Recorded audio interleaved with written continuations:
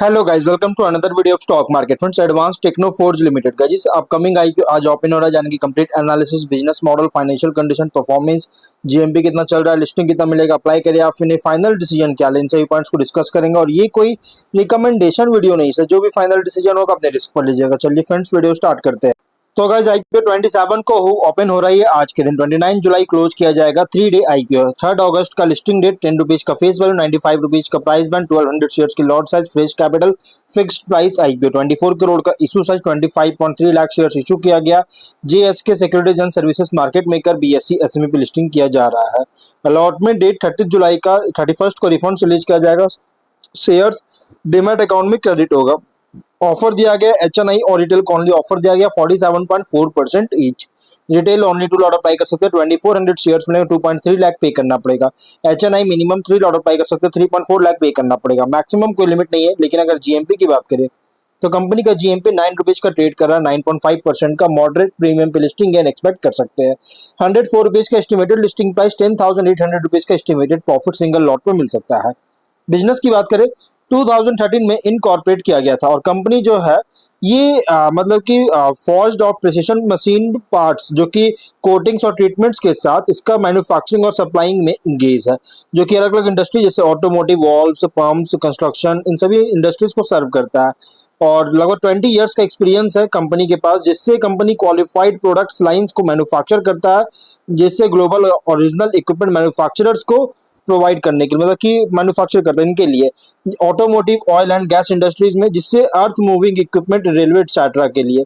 और का प्रोडक्ट्स की बात करें, इसमें टो हुक असेंबली, जो कि एक रॉबस्ट कंपोनेंट है, जो कि डिजाइन किया गया व्हीकल्स को सिक्योर करने के लिए। और ये अलॉय स्टील से बनाया जाता है, पॉलिश्ड और प्लेटेड फिनिश के साथ, जो कि यूएस इलेक्ट्रिक एसयूवीज के लिए सुटेबल होता है। सेकंड है रिटेनर प्लेट, जो कि स्ट्रक्चरल पार्ट होता है और ये यूज होता है मटेरियल लिफ्टिंग इक्विपमेंट में, क्राफ्टेड जो में, और ड्यूरेबल कार्बन स्टील से क्राफ्टेड में, स्ट्रेंथ और रिलायबिलिटी के लिए।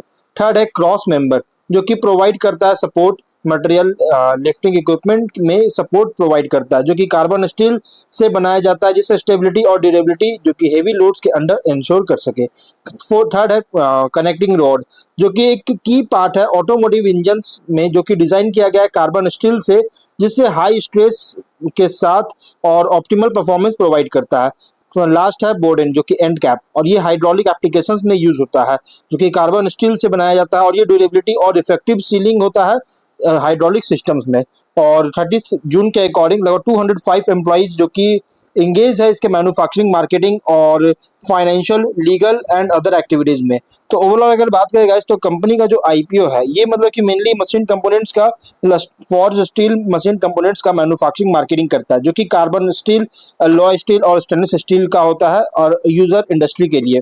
फाइनेंस, जो कि अगर देखा जाए तो ये हाईली कॉम्पिटिटिव फ्रैगमेंटेड सेगमेंट में ऑपरेट हो रहा है। लेकिन अगर फाइनेंशियल अगर देखा जाए तो एसेट्स है 46.9 करोड़, नेटवर्थ 13.4 करोड़, रिजर्व्स 7.2 करोड़ और डेट है 17.3 करोड़ का।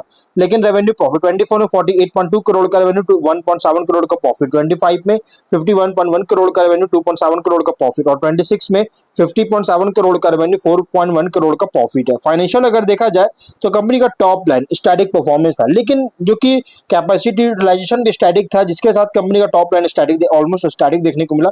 लेकिन बॉटम लाइन अगर देखें तो 25 से स्पेशली 26 से अगर देखें तो इन्फ्लेटेड होते हुए देखने को मिल रहा है। इस आईपीओ के लिए फाइनेंशियल वैल्यूएशन जो है सो फेच कर रही है, मतलब फाइनेंशियल वैल्यूएशन शो कर रही है।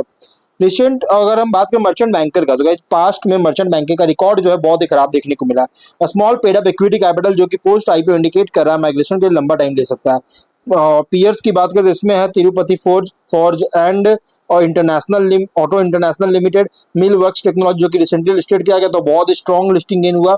एप्सिस, एरोकॉम, डिजिलॉजिक सिस्टम्स, ये सभी इसके कॉम्पिटिटर है। ऑब्जेक्टिव क्या है तो एग्जिस्टिंग प्रेमिसेस है, जिसमें कंपनी जो है प्रिसिशन मशीन कंपोनेंट्स का मैन्युफैक्चरिंग के लिए मशीनरी इंस्टॉलेशन और परचेज करना चाहता है। वर्किंग कैपिटल रिक्वायरमेंट को फंड करेगा और आउटस्टैंडिंग बोरोइंग्स को रिपेमेंट या पेमेंट करना चाहता है। जनरल कॉर्पोरेट पर्पस और इश्यू एक्सपेंसेस के लिए फंडिंग चाहता है। Ratios RONW 30.3, ROCE 22.5, PAT margin 8.1, EBITDA margin 16.7% का, debt to equity 1.3, PV 4.6, P P ratio 15.2 time का, promoter holding pre issue 100 post issue 72% का, मार्केट कैप 85.8 करोड़ के अराउंड है और कंपनी के प्रोमोटर है नीलेश शंभू भाई मोलिया, प्रदीप भाई भीखा भाई वोरा, दक्षबेन नीलेश भाई मोलिया और काजल अल्पेश भाई मोलिया, श्रद्धा बेन प्रदीप भाई वोरा इसके प्रोमोटर है।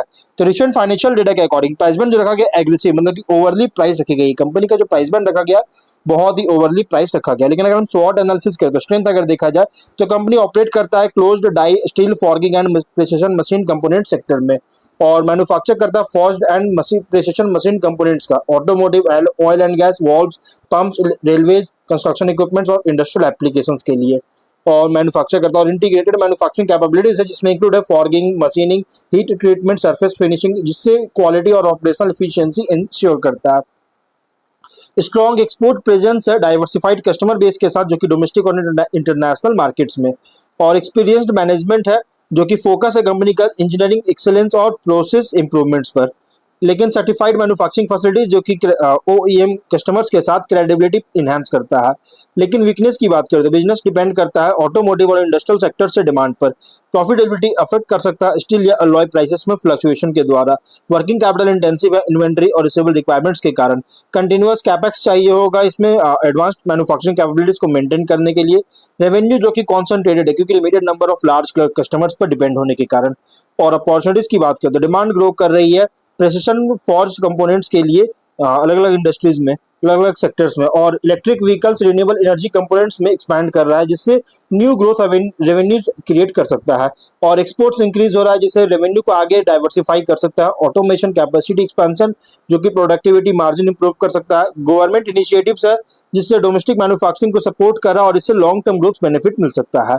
लेकिन थ्रेट अगर देखा जाए तो स्ट्रॉन्ग कंपटीशन है डोमेस्टिक और इंटरनेशनल फॉर्गिंग मैन्युफैक्चरर से, इकोनॉमिक स्लो डाउन के कारण इंडस्ट्रियल और ऑटोमोटिव डिमांड को रिड्यूस कर सकता है, रैपिड टेक्नोलॉजिकल एडवांसमेंट्स के कारण कंटिन्यूअस इन्वेस्टमेंट रिक्वायर्ड है, जरूरत पड़ता है, और सप्लाई चेन अगर डिस्टर्ब होता है तो प्रोडक्शन जो शेड्यूल्स किया गया है इसको इम्पैक्ट कर सकता है, रॉ मटेरियल प्राइस में वोलेटिलिटी ऑपरेटिंग मार्जिन अफेक्ट कर सकती है। पीयर कॉन्टेक्स्ट करेंगे तो लार्ज फॉर्गिंग कंपनीज का कंपैरिजन में देखा जाए तो ऑपरेट करा as a specialised manufacturer forged and precision machine engineering components के लिए, और कंपनी जो है कम्पीट करता है manufacturing quality, engineering expertise, integrated production capabilities, customer relationship और एक्सपोर्ट प्रेजेंस पर कम्पीट करता है। इन्वेस्टर के लिए आईपीओ प्रेजेंट कर रहा है precision engineering and industrial manufacturing sector पे जहां लॉन्ग टर्म ग्रोथ डिपेंड करता है customer diversification, export growth, operational efficiency और कैपेसिटी एक्सपेंशन पर। लिस्टिंग स्ट्रेटजी, लिस्टिंग के लिए अगर सब्सक्रिप्शन डिमांड स्ट्रॉन्ग होता है रिटेल, एचएनआई, क्यूआईबी हर एक कैटेगरीज में, और इसमें सिर्फ क्यूआईबी तो ऑफर नहीं दिया गया, रिटेल और एचएनआई ऑफर दिया गया, तो आप इसमें कंसीडर कर सकते हैं। जीएमपी सब्सक्रिप्शन ट्रेंड मॉनिटर कीजिए इशू क्लोज से पहले, लॉन्ग टर्म के लिए उन इन्वेस्टर के लिए सुटेबल है जिनका पॉजिटिव आउटलुक है precision engineering and industrial manufacturing पर।